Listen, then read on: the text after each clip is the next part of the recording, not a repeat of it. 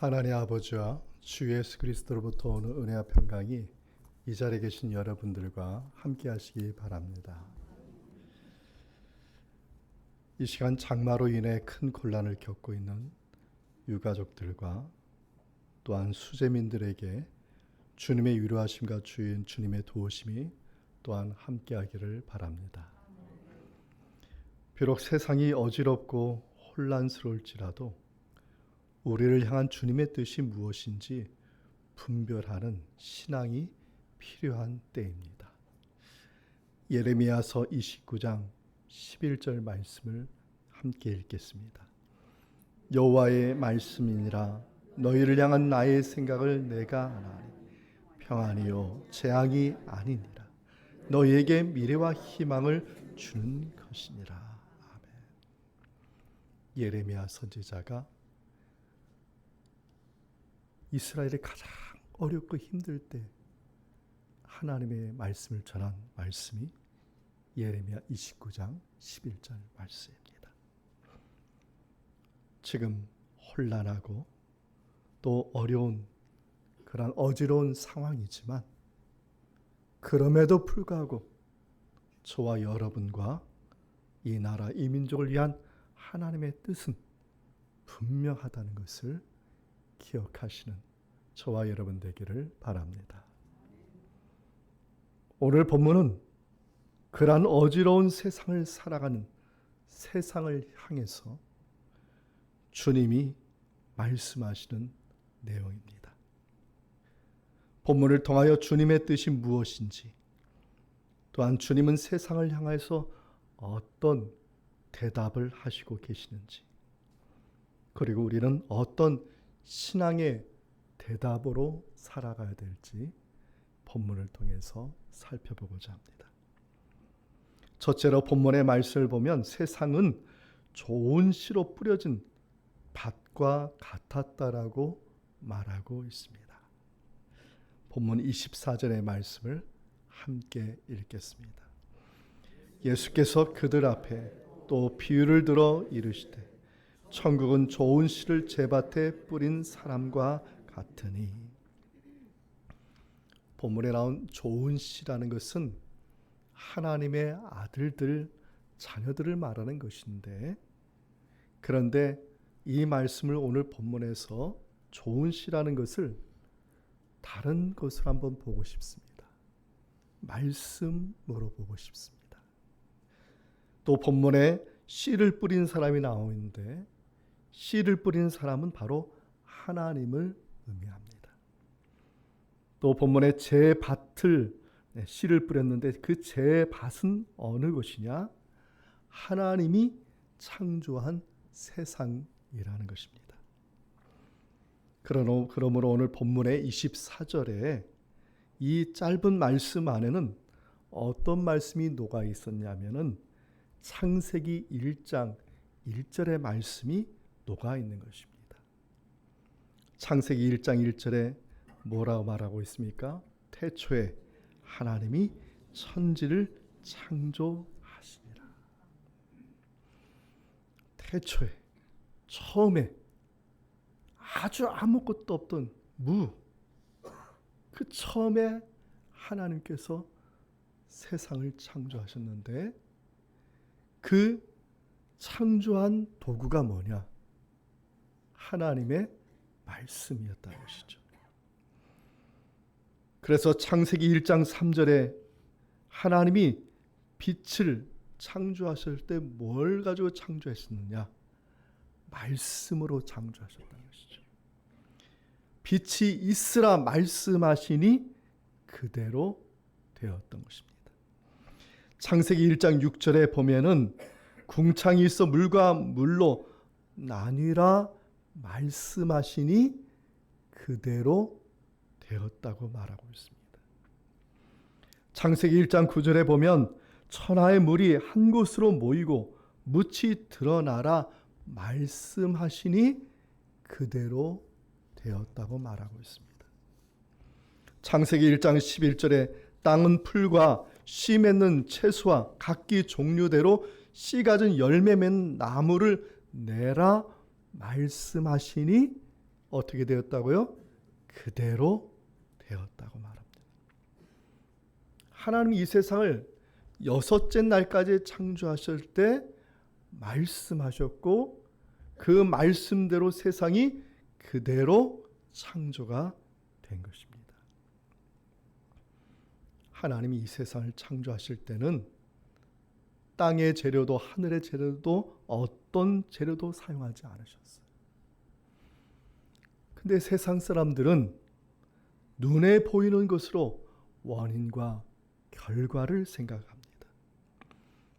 거기에 과학적인 방법, 논리적인 사고를 그 안에 곁들여서 어떤 결과를 만들려고 하죠. 그러면 과학적인 결과, 논리적인 결과가 나올 거라고 말하고 생각하고 있지만은 놀랍게도 그 결과는 우연이었다. 우연이었다. 이 세상이 어떻게 생겼느냐? 어떻게 창조됐느냐? 과학적으로 논리적으로 말을 해요. 결론은 뭐냐? 우연이었다. 우연이란 말은 뭐죠? 99.999%가 비과학적이고 비논리적이라는 뜻이에요. 그러나 성경은 100% 진리를 말합니다. 하나님이 이 세상을 창조하셨느니라. 아멘. 어떻게 창조하셨어요? 말씀으로 창조하셨어요. 하나님이 말씀하시면 그 말씀이 역사하여서 창조가 되고 또 하나님이 복을 말씀하시면 그 복의 말씀이 역사한다는 것이죠. 그래서 창세기 1장 22절에 이렇게 말합니다. 하나님이 그들에게 복을 주시며 이르시되 생육하고 번성하여 여러 바닷물에 충만하라 새들도 땅에 번성하라 하시니라. 복을 주셨어요. 뭘로 복을 주셨어요? 말씀으로 주셨어요. 말씀으로. 여섯째 날 사람을 창조하시고 사람에게 복을 주셨어요. 창세기 1장 28절의 말씀을 우리 함께 읽어보겠습니다. 하나님이 그들에게 복을 주시며 하나님이 그들에게 이르시되 생육하고 번성하여 땅에 충만하라. 땅을 정복하라. 바다의 물고기와 하늘의 새와 땅에 움직이는 모든 생물을 다스리라 하시니라. 아멘. 하나님이 무엇으로 복을 주셨어요? 말씀으로 주셨어요. 말씀으로. 그 말씀을 믿을 때, 그 말씀을 내 마음의 밭에 뿌릴 때 그 말씀의 역사가 나타나는 거예요. 하나님은 지금도 살아계셔서 이 세상이 말씀의 복을 받기를 원하시는 줄 믿습니다. 이 자리에 계신 여러분 모두가 믿음으로 말씀을 받으시면 돼요. 할렐루야. 말씀을 받으시면 돼요. 왜? 하나님은 창조 때도 말씀하셨고 복을 주실 때도 말씀하셨고 말씀하신 것에 의해서 창조가 되었고 말씀하신 것에 의해서 복을 받았기 때문입니다. 이 자리에 계신 여러분 모두에게 이러한 말씀의 복이 함께하기를 바랍니다. 둘째로 생각할 것은 그럼에도 불구하고 세상은 가라지로 변해가고 있다는 것입니다. 본문의 25절과 26절의 말씀을 함께 읽겠습니다. 사람들이 잘 때 그 원수가 와서 곡식 가운데 가라지를 덧뿌리고 갔더니 싹이 나고 결실할 때 가라지도 보이거늘. 아멘. 비유의 말씀을 보면은 좋은 씨앗을 땅에 심었으면은 좋은 씨앗에 곡식이 나와야 되는데 근데 뭐가 보였어요? 가라지가 보였다는 것입니다. 그래서 주인의 종들이 주인의 사람들이 와서 물어요. 도대체 이 가라지가 어디에서 왔느냐는 것이죠. 그리고 도대체 이 가라지를 뿌린 사람 누구냐는 것입니다. 예수님께서 말씀하셨죠. 원수가 그랬다. 그럼 원수는 누구일까요? 오늘 본문의 배경을 보면은 원수는 다름 아닌 바리새인들을 말합니다. 예수님께서 갈릴리 호수에 있을 때 마을을 돌아다니면서 말씀을 가르치시고 치료하시고 기적을 베푸셨어요. 그래서 많은 사람들이 예수님을 쫓아다녔어요. 그때 예루살렘에 있는 종교 지도자들이 바리새인들과 서기관들을, 율법사들을 보내가지고 예수님을 감시하게 했던 것이죠. 그래서 그들이 감시하면서 무엇을 만들어냈냐면 헛소문을 만들어낸 겁니다. 예수는 메시아가 아니야. 예수는 바알세불의 귀신이 입은 사람이야. 귀신의 힘을 입어서 이런 일을 하는 거야. 라고 헛소문을 퍼뜨렸더니 예수를 향했던 그 많은 사람들이 마음들이 싹 바리새인으로, 심지어는 예수님의 가족들도 마음이 뺏겼다고 말씀을 드렸습니다. 그럼에도 불구하고 예수님은 바리새인들을 향해서 아무런 대꾸를 안 하셨어요. 험담하지도 않으셨어요. 오늘 비유에 반복되는 말씀이 뭐냐? 귀 있는 자들은 들을지어다. 귀 있는 자들은.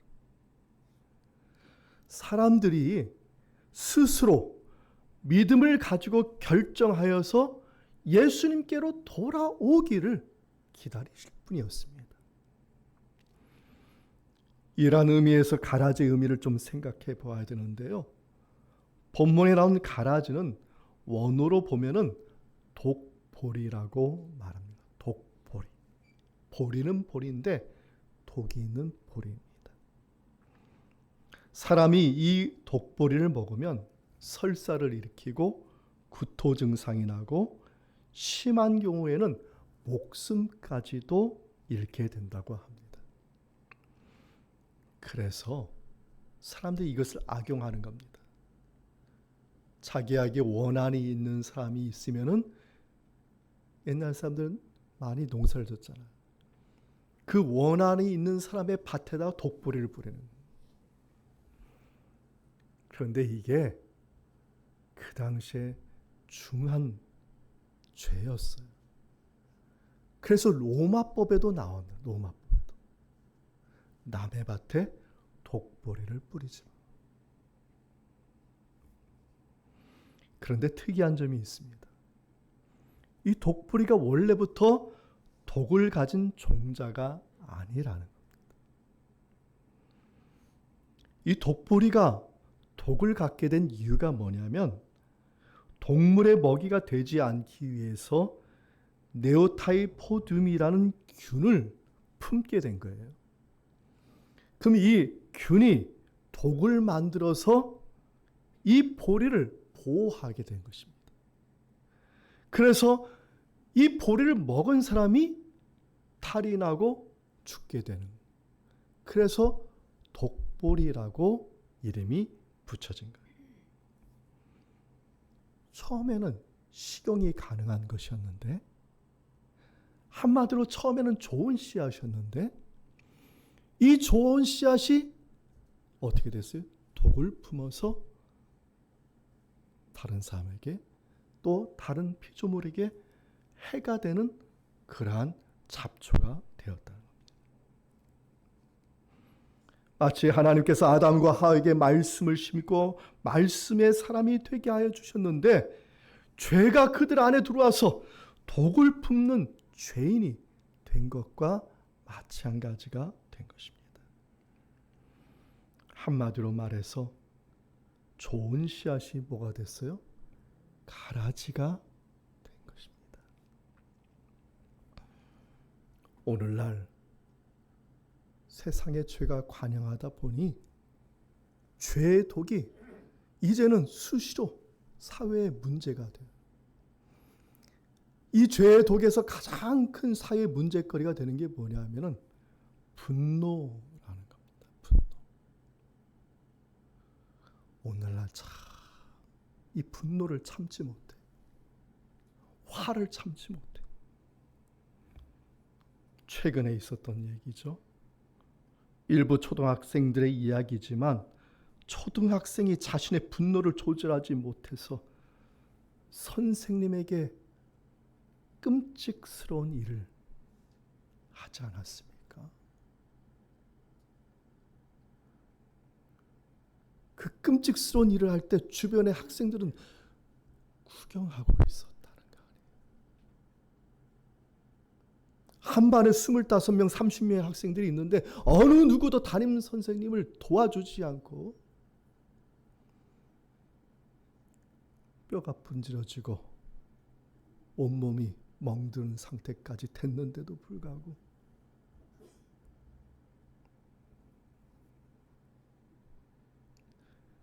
또 다른 초등학교에서는 어떤 일이 벌어졌습니까? 어린 자녀의 말만 듣고 학부모가 분을 참지 못해서 담임 선생님에게 악플과 험담을 하여서 그 담임 선생님이 극단적인 선택을 하고 말지 않았습니까?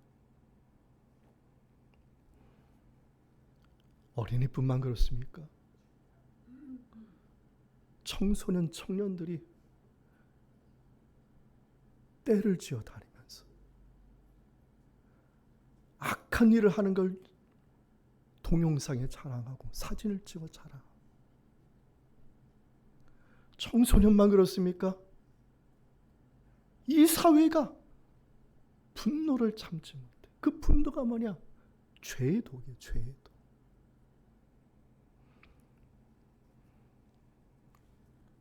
분노에 휘둘려서 가정이 파탄하고 자녀들은 뿔뿔이 흩어지고 그 분노를 참지 못해서 사회가 멍들어가고 있어요. 촉법 소년법이라는 좋은 제도가 당연히 사회가 어린아이를 보호해야죠. 학생들을 보호해야죠. 이것은 사회의 의미고 책임입니다. 그러나 이 좋은 법을 사람들이 악용하여 가지고 죄의식도 없는 일탈 행위를 하게 만들고,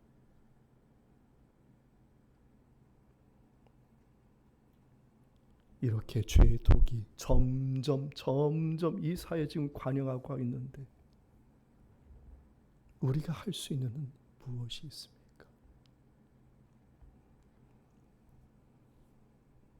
그럼에도 불구하고 하나님은 죄의 독을 품은 이 세상을 바라보면서 끝까지 기다리고 계신다는 것이죠. 그들이 하나님께로 돌아오기를 기다리고 계시는 줄 믿습니다. 이사야 55장 7절의 말씀이죠. 함께 읽겠습니다. 악인은 그의 길을, 불의한 자는 그의 생각을 버리고 여호와께로 돌아오라. 그리하면 그가 긍휼히 여기시리라. 우리 하나님께로 돌아오라. 그가 너그럽게 용서하시리라. 가라지 같은 이 세상이에요. 가라지가 가라지를 만들고 있어요. 그러나 우리 주님은 끝까지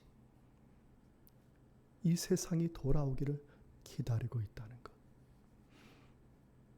남 얘기가 아닙니다. 우리들에게 향하는 말씀이에요. 이 자리에 계신 여러분, 날마다 주님을 가까이 하고 또 주님을 가까이 하는 복을 받는 저와 여러분 되기를 주님의 이름으로 축원드립니다. 마지막으로 가라지로 변해가는 이 세상 속에서 우리는 지금 살고 있어요. 그럼 우리는 이 세상에서 어떻게 이 독으로 가득한 세상에 답을 해야 될까? 본문 29절의 말씀을 보겠습니다. 함께 읽겠습니다. 주인이 이르되 가만두라. 가라지를 뽑다가 곡식까지 뽑을까 염려하노라. 29절과 30절에 보면은 반복되는 말이 있습니다. 가만두어라. 29절에 가만두어라. 30절에 함께 자라게 가만두라고 말씀하고 있어요. 이것이 우리들 믿는 사람들이 세상을 향해서 어떻게 대답할 것인가를 말해주고 있는 것이고, 하나님께서 이 세상을 어떻게 보고 있는지, 어떻게 대답하고 있는지를 말씀하고 있는 것입니다. 무슨 말씀입니까? 하나님은 이 독에 가득한 세상을 바라보면서 끝까지 참으시면서 인격적으로 대하고 계신다는 것입니다. 하나님은 세상을 인격적으로 대하고 있습니다. 예수님께서 십자가에서 모든 피를 흘리고 돌아가실 때도 끝까지 인격적으로 대하신 분이십니다. 만약에 하나님께서 이 세상을 인격적으로 대하지 않으셨다면, 하나님의 외아들 독생자가 십자가에 돌아가실 때 인격적으로 참지 않으셨다면 어떻게 됐겠어요? 종말이 왔겠죠. 하나님이 그래도 분노하지 않으셨어요. 끝까지 분노하지 않으시고 십자가의 사랑을 베풀어 주셨다는 것입니다. 지금도 그렇습니다. 세상을 향한 하나님의 대답은 하나입니다. 내가 너를 사랑하노라. 하나님은 그럼에도 불구하고 말씀하세요. 내가 너를 사랑하노라. 로마서 5장 8절의 말씀을 우리 함께 읽겠습니다. 우리가 아직 죄인 되었을 때 그리스도께서 우리를 위하여 죽으심으로 하나님께서 우리에 대한 자기의 사랑을 확증하셨느니라. 아멘. 하나님께서 그 예수님이 십자가에 돌아가실 때도 참으셨기 때문에 바리새인 중에 바리새인, 완전 가라지 아니에요? 독보리 중에 독보리, 사도 바울이 예수 믿는 역사가 나타난 것이. 최후의 만찬에서 예수님은 아셨어요. 가룟 유다가 나를 배반할 거 분명히 아셨어요. 근데 예수님께서 가룟 유다를 어떻게 대하셨어요? 인격적으로, 사랑의 마음으로, 겸손의 마음으로 그의 발을 씻어주셨어요.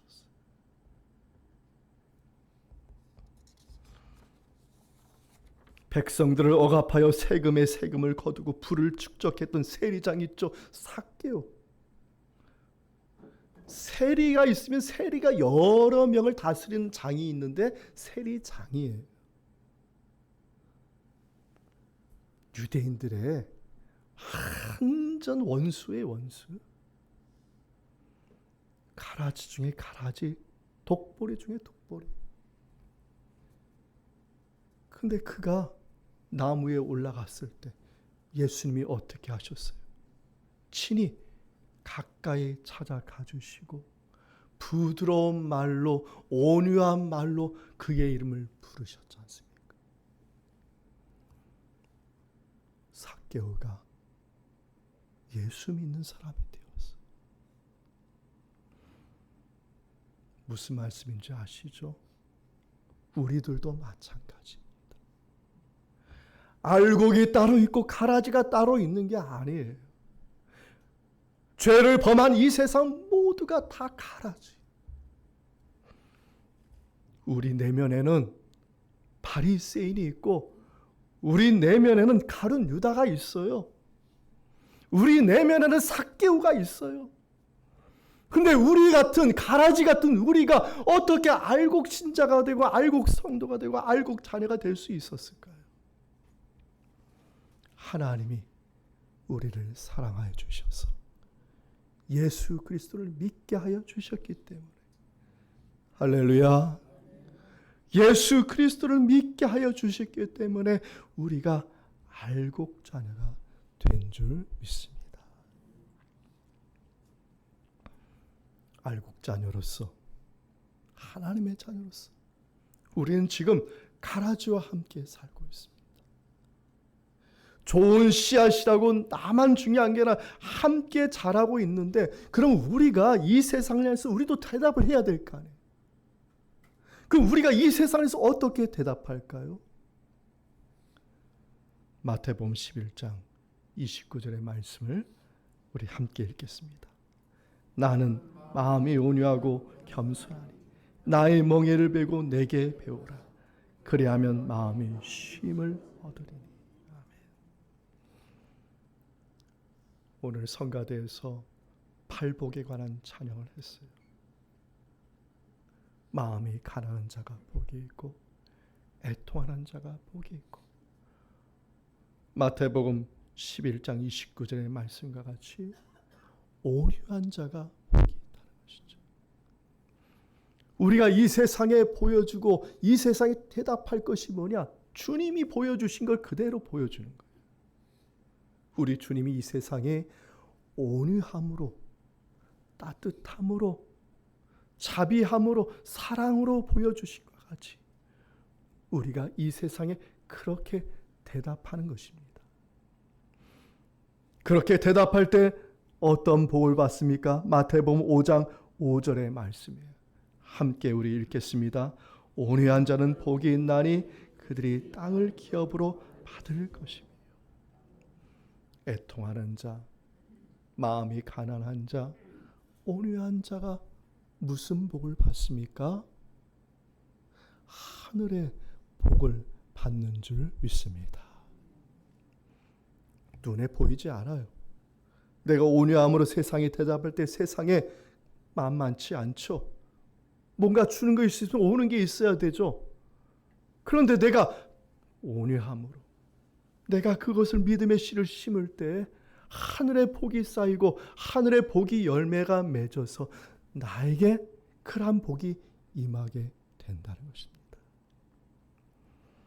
이 자리에 계신 여러분, 세상이 어수선합니다. 이럴 때 우리가 초점을 흐리거나 우리의 마음도 흔들려서는 안 돼요. 하나님의 뜻을 온전히 바라보고 그 말씀이 반드시 이루어질 걸 믿고 주님의 마음을 본받아서 온유함으로 세상에 대답하여 하늘의 복을 쌓아가시는 저와 여러분의 믿음이 되기를 바랍니다. 말씀을 마칩니다. 하나님은 이 세상을 말씀으로 선하게 창조하셨습니다. 하나님께서 우리를 향하신 그 뜻과 그 의미를 생각하며 말씀에 의지하는 저와 여러분의 믿음과 신앙이 되기를 바랍니다. 둘째는 우리도 죄로 인하여 가라지와 같은 인생입니다. 그러나 예수 그리스도의 십자가의 사랑으로 좋은 씨앗이 된 하나님의 자녀가 되었음을 기억하시기 바랍니다. 마지막으로 하나님의 자녀가 되었으며 하나님을 닮은 마음으로 세상에 대답하여서 하늘의 복을 받는, 또 하늘의 별과 같이 주님의 칭찬과 기쁨이 되는 저와 여러분의 삶과 가정과 이 나라 이 민족 되기를 주님의 이름으로 축원드립니다. 이 말씀의 은총이 예수 그리스도 안에서 여러분의 마음과 생각을 지키시기 바랍니다. 아멘.